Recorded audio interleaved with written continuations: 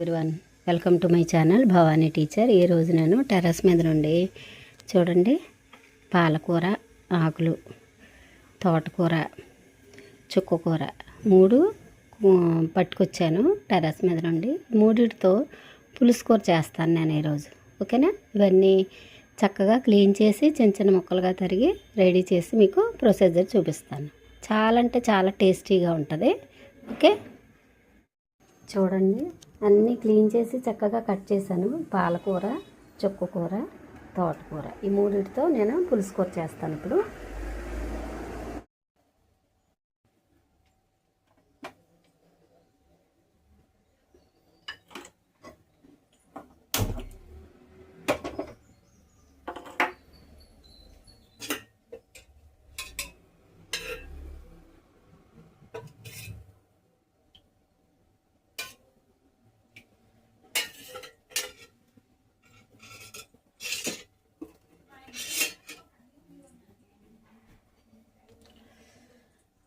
ఇది తోటకూర, పాలకూర, చుక్కకూర.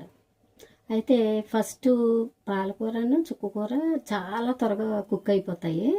అందుకని మనం ఏం చేస్తామంటే ఈ ఆయిల్ కాగిన తర్వాత ఉల్లిపాయ, పచ్చిమిర్చి, టమాటా వేసుకున్న వెంటనే తోటకూర వేసుకుందాం.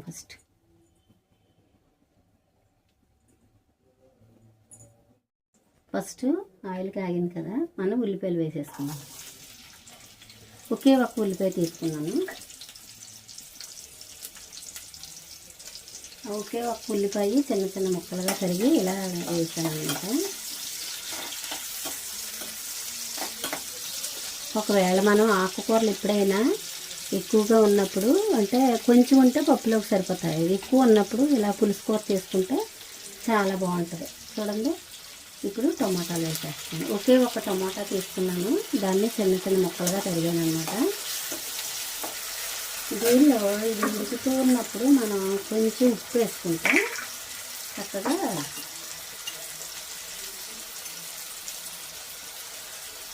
మెత్తగా త్వరగా కుక్ అవుతుంది అన్నమాట.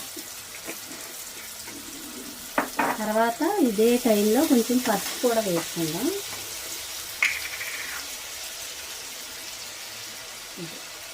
కర్రీ సరిపడా వేసేస్తాను పసుపు కూడా. మనం తోటకూర వేసుకుందాం.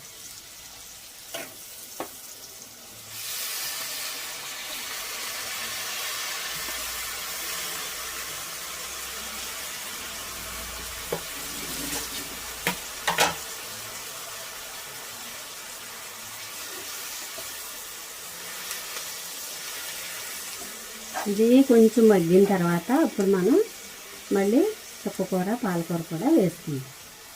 మన దగ్గర ఓన్లీ పాలకూర, తోటకూర మాత్రమే ఉన్నాయనుకోండి, అప్పుడు ఆ 2 ఆకుకూరలు వేసుకున్న తర్వాత మనం కర్రీ ఉడికేటప్పుడు కొంచెం చింతపండు వేసుకుంటే సరిపోద్ది. కానీ మనకి ఇప్పుడు చుక్కకూర కూడా ఉంది కాబట్టి, చుక్కకూర పుల్లగా ఉంటుంది కాబట్టి మనం చింతపండు వేసుకోక్కర్లేదు ఇక్కడ.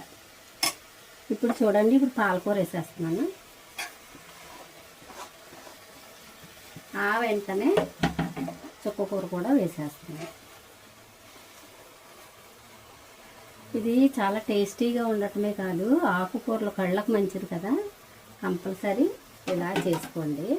ఒకవేళ మీరు ఆకుకూరల అబ్బాయి దగ్గరే తీసుకోవాల్సి ఉంటే అదొక కట్ట చుట్టం తీసుకొని చేసుకోండి. నాకైతే టెర్రస్ మీద ఉంది కాబట్టి నేను ఇలా తెచ్చి వేసుకుంటున్నాను. నాకు ఇంకా బచ్చలి, ఎర్ర బచ్చలి, గ్రీన్ బచ్చలి, పొన్నగంటి కూర, తర్వాత చెంచల కూర, ఇంచుమించు 10-12 రకాల ఆకుకూరలు ఉన్నాయి నాకు. మునగాకు, వాటితో నేను అప్పుడప్పుడు పప్పులో వేస్తాను, లేకపోతే ఇలాగ కలగూర చేస్తాను అనమాట. ఆకుకూరలు కలగూర చేస్తాను నేను. ఇప్పుడు ఈ ఆకుకూరలు వేసిన వెంటనే మనం పచ్చిమిర్చి కొంచెం ఎక్కువ పడతాయి. నేను అయితే 5 పచ్చిమిర్చి తీసుకున్నాను, ఈ పొడగా ఉన్నాయి, అందుకని ఇలా చిన్న చిన్న ముక్కలుగా కట్ చేశాను అనమాట. వేసేసి ఇప్పుడు మూత పెట్టేద్దాం.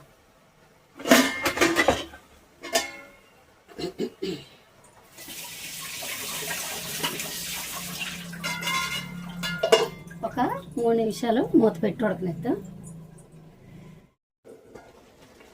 చూడండి, ఇంతవరకు ఉడికిన తర్వాత అంటే కొంచెం వాటర్ వచ్చింది చూడండి, ఆకుకూరలో ఉన్న వాటర్ బయటకు వచ్చింది కదా.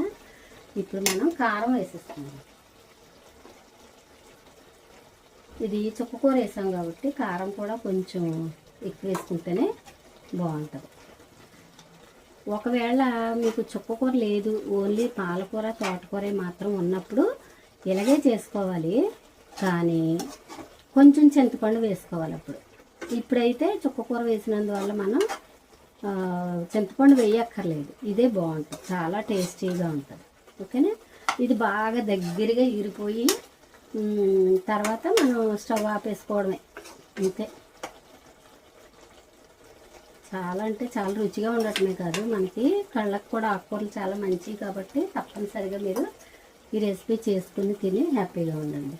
మనకి ఆకుకూరలు బాగానే విరివిగానే దొరుకుతాయి కదా, ప్రతిసారి పప్పులోనే వేసుకోవడం కాకుండా ఇలాగా పులుసు కూర కూడా చేసుకుంటే చాలా రుచిగా ఉంటుంది. ఒకసారి ట్రై చేయండి. ఓకే. అందుకే గోంగూర పడదంటారు కదా, అలాంటి వాళ్ళు ఈ తోటకూర పాలకూర పులుసు కూర చేసుకుంటే గోంగూర మనం తినలేకపోతున్నాము అనే ఫీలింగ్ నుంచి బయటపడవచ్చు. ఎందుకంటే దానికంటే రుచిగా ఉంటుంది ఇది. ఓకేనా. చూడండి, ఇంతవరకు ఉడికిపోయింది కదా. ఇంకా మనం స్టవ్ ఆపేసుకోవచ్చు అన్నమాట. బాగా దగ్గరగా ఉడికిపోయింది కాబట్టి మనం స్టవ్ ఆపేసుకుంటే ఎంతో రుచిగా ఉండే, ఆరోగ్యానికి చాలా మేలు చేసే, కళ్ళకు చాలా మేలు చేసే ఆకుకూరల కలగూర పులుసు రెడీ అయింది. ఓకేనా. మీరు కూడా చేసుకుని తిని ఆరోగ్యంగా ఆనందంగా ఉండండి. Okay, bye. ఆకుకూర పులుసు కూర చేశాను కదా, దానికి కాంబినేషన్గా నేను పచ్చిశనగపప్పుతో వడలు చేశాను. కొద్దిగా అంటే ఇప్పటికిప్పుడు రైస్లోకి సరిపడా చేశాను అన్నమాట.